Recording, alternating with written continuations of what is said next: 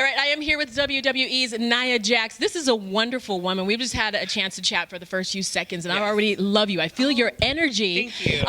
And that's, I think, what people see about you when they watch you on camera, when they watch your Instagram video, anything at all. You just kind of project that love, that self-love. So tell us about what you're kind of like attached to in terms of letting young girls and women know about themselves and body image. Definitely. I mean, my big message is like full body love, no matter what size you are, what shape, size, color, whatever.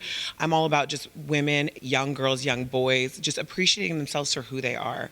And, you know, growing up, I never really saw somebody like me, like famous person that I could relate to or whatnot.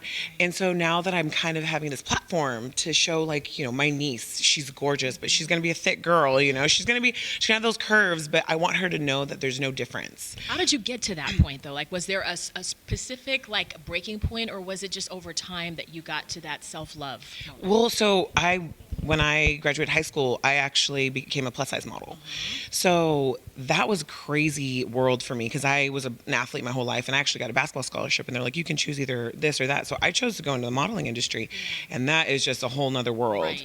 But it was crazy because they just kept pinpointing me for every little thing, like, you're not this, you're not that, you're not that. And I just came to realize, I'm like, you know what? I am who I am, and somebody's eventually going to love me, you know. But at the end of the day, I need to love me because this world is going to try to eat me alive. And it came when I was a plus size model that I'm just like, listen, I'm going to love me, and then whatever happens, happens. I read that when you were playing sports as a young girl, too, that you're always the best at what you do. And, you know, people were kind of telling you to kind of hold back a little bit, let somebody else win for a change. What were the other challenges that you faced on your journey?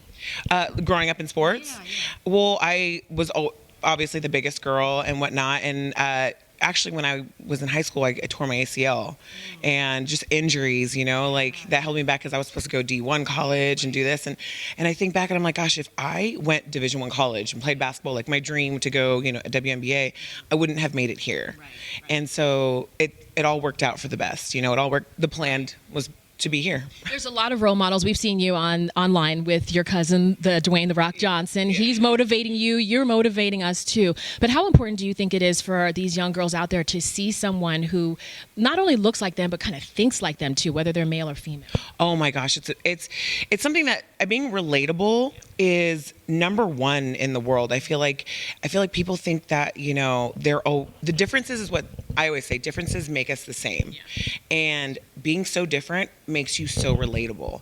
And that's something that my cousin is always telling me. He was just like, you don't understand that you showing that you're going out there working hard and breaking the mold for the size that you are, and showing every little girl that no matter what, we have an Alexa Bliss, you know, we have a Sasha Banks, we have a Bailey, we have a Nia Jax. We have such a different array of women here that we're just showing like we're all relatable in some way and form. So it's cool. We watch you, you feel like you've got it all together and have always had it together since day one too. But we've all had a mentor or someone that we look up to that's kind of helped us along the way. Who else did you have that kind of stood by you? My mom. Yeah, I know it's so cliche, but my mom is like my heart and soul. She's my best friend. She's always been the one to say that, like, no matter what, you are beautiful. And beauty does not happen on the outside. Beauty happens within. And if you don't have this, it doesn't matter. Yeah. She's like, you can be as pretty as ever on the outside, but you open your mouth and out comes ugly. That's all anybody's going to see. Last question for you two. Aside from the WWE, what areas of media and entertainment do you feel are doing a really good job of showing positive images of young girls right now?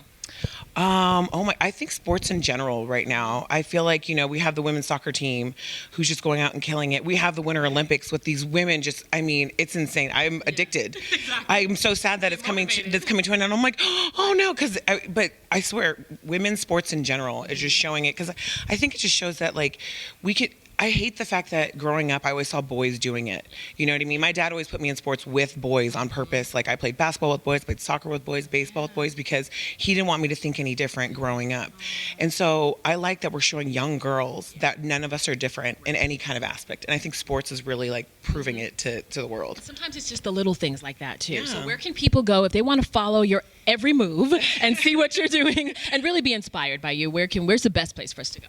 My Instagram, I guess. I'm pretty active on my social media. Yeah, she kind of has a lot of followers. Yeah, no, not at all. But I'm like kind of a goofball, and I always like, you know, you'll see me very active on my social media, on my what else? Twitter, Instagram. I love it. You look like you're having fun, though. I do. That's at the end of the day, everybody should just be enjoying life because that's what, you only get one life. You might as well love it. We're going to come watch you today.